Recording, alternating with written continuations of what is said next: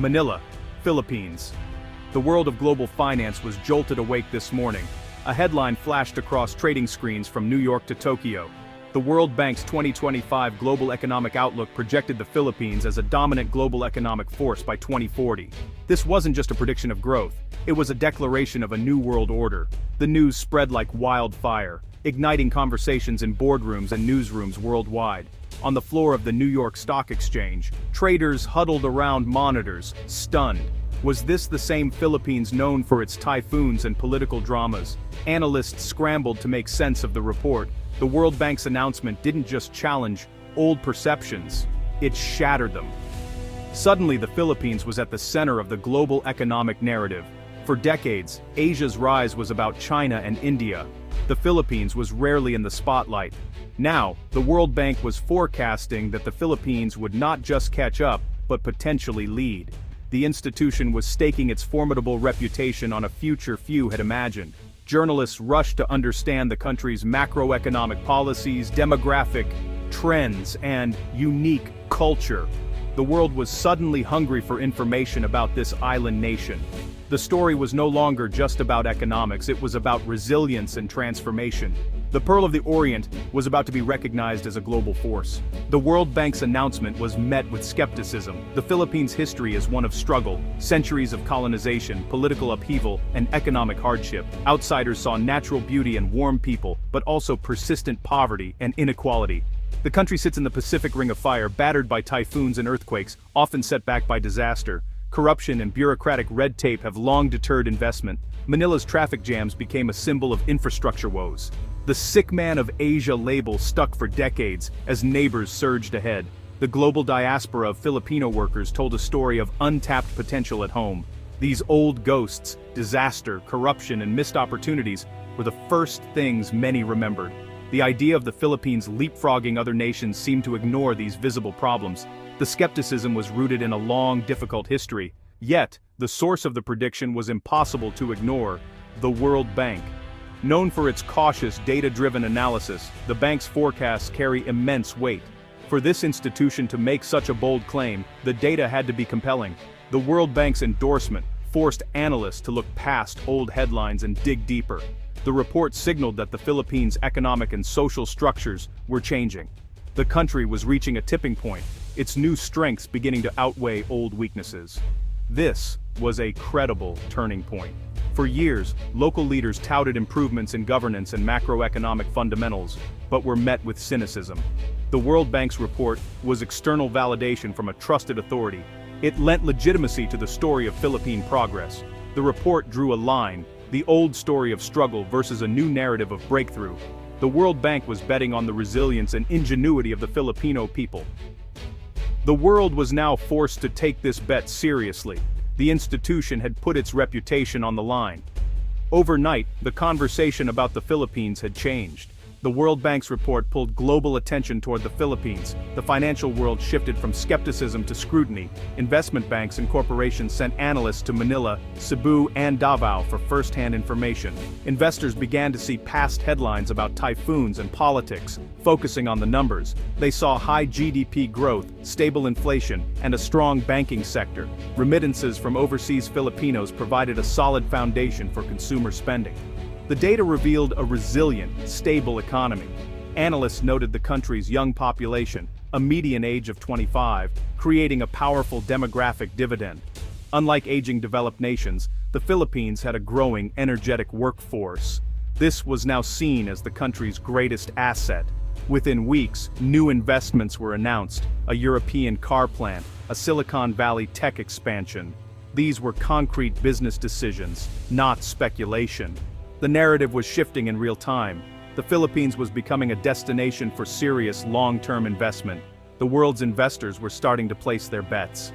The new optimism is grounded in real, transformational change. A massive infrastructure boom is underway. New highways, airports, and subway lines are reshaping the country. The Build, Build, Build program is connecting once isolated regions and easing urban congestion.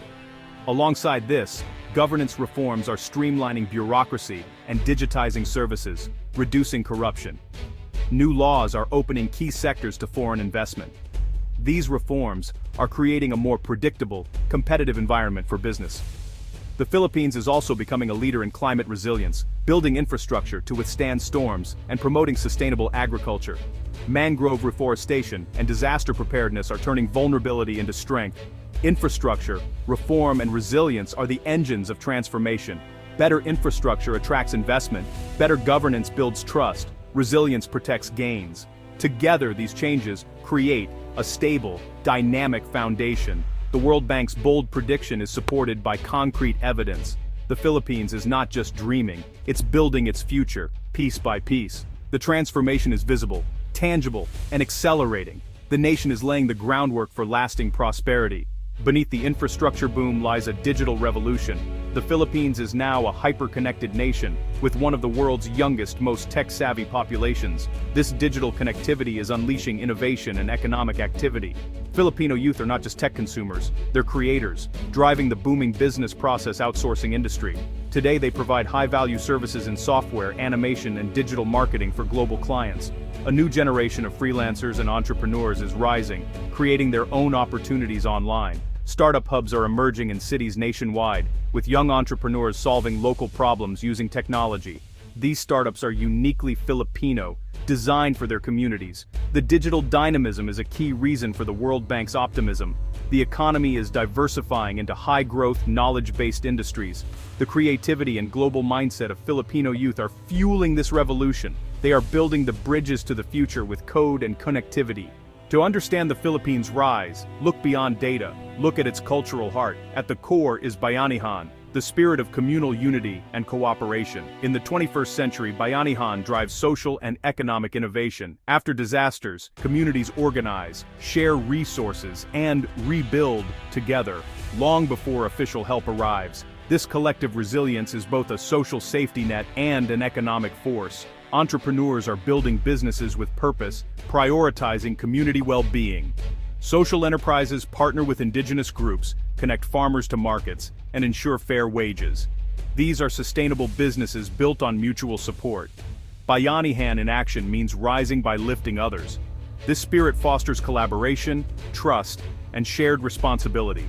It's a unique cultural asset that can't be imported. As the economy grows, Bayanihan ensures prosperity is shared. It is the soul of the nation's emerging economic power. The World Bank's forecast highlights inclusive growth as a central theme. The Philippines is weaving inclusivity and sustainability into its development strategy. Regional development is a priority. New infrastructure connects rural areas, unlocking potential across the archipelago. Businesses are expanding beyond Metro Manila, creating jobs in secondary cities.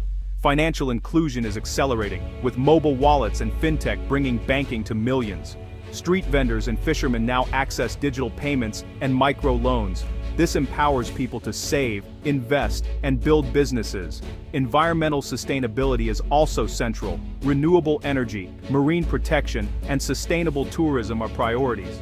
The goal is growth that preserves natural beauty for future generations.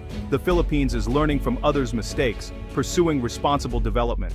This balanced approach is creating a model that is profitable, responsible, and sustainable. The benefits of growth are reaching more Filipinos than ever before. The nation is determined to leave no one behind. The Philippines in 2025 is a story of profound transformation. The World Bank's forecast is a recognition of years of quiet determination. The nation is blending ancient traditions with bold innovation. Resilience forged through hardship is now building a dynamic, inclusive future. Bayanihan is as powerful in a digital startup as in a village after a storm. The country's rise is built on infrastructure, human spirit, government reform, and grassroots entrepreneurship. The Philippines is forging its own path, prioritizing progress and people. The journey ahead will have challenges, but something fundamental has shifted. There is new hope and confidence in overcoming obstacles. The narrative is now defined by ambition, not struggle.